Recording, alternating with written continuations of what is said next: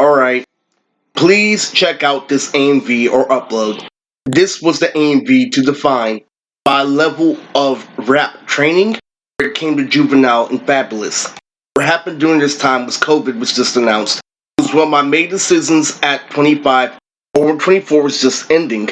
Because what I'll do is this was one of the many moments where I got high walked out about how strong I was literally when I yelled at Uncle Tommy around a critical age. So I slowed down, literally, knew that it was the end of the world for a bit. I said, if it was the end of the world, I'm gonna do this. So what this was externally was learning from my mistake.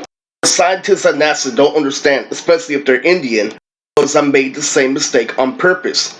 In order to fool you with reverse psychology, knowing that a human has cake, knowing that a human has to have cake to get over. I made this AMV knowing damn well it was a fade, but we're grappling a design concept of basketball players going in and out. This is worse than when Big Al fought Gabaya. Because the concept of this was reigned over my head back when Lisa was still in charge, back when Chris Stain got Bobby and Damos, and it was literally 25, the year my channel was Armored Gang, when my channel went hand in hand with a war, with a gang war. It wasn't just this one, this was the one that I was reminiscing on, because this is the one I got high for, and normally, I don't get high. I figured out one of the faggot police, literally, one of the faggots, it's my height that has a brother, literally doesn't let me get high at a certain point. Literally, that's when, when U2 was dead. That nigga knew I was about to smoke tree on top of resin. So with high being properly placed, I decided to go off in this AMV and put Vegeta as Jay-Z. And I'm heavily mad that you ignored the whole Chris Brown, all the way to you ignored I was a certain person.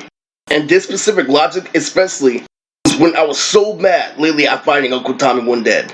Because of that fact that literally I can always look back at this. And this is the logic I was using. As you can see, he called out what was whole. Yes, it is unfortunate, and yes, it is unfortunate that we live in a racist country, that they would use their so-called strategy that's really Samurai Jack over somebody's beauty and intuition. The anime for this AMV is Tower of God. This is a fan-out anime online, with a bit of Chris and Slam Dunk.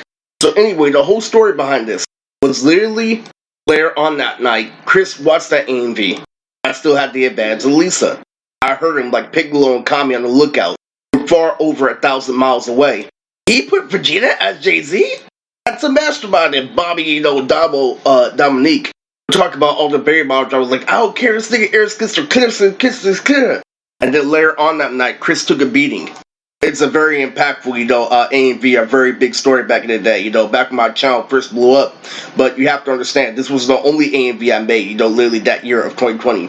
It was this in attention, and it was a running gag. And, the logic that came at Uncle Tommy was cutting that checks. The AMV was awesome, so, I played it a couple of times. So I'm letting you know something, If you feel how you want to feel, just like Robert, FYI, that's your problem. Anyway, this was being reversed until I did the whole Chris Brown. To the point where I had composure, where I got Daniela, and all actuality and reality. So this is Nutrix, the time I made an AMV.